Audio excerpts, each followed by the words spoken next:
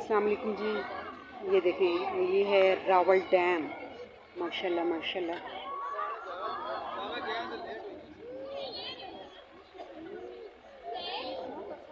बहुत अच्छा picnic point है। बैठने में बच्चों से पूछें।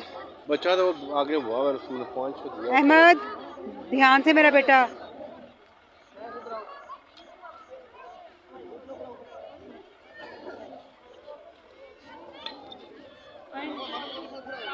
आए छोड़े।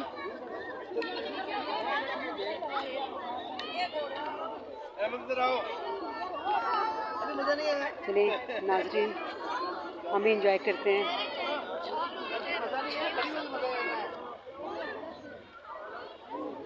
अब हमारे बच्चे प्लान ये करें कि हम लोग बोट में बैठें। चलें देखते हैं क्या बनता है। क्या रेट क्या बता रहे हैं?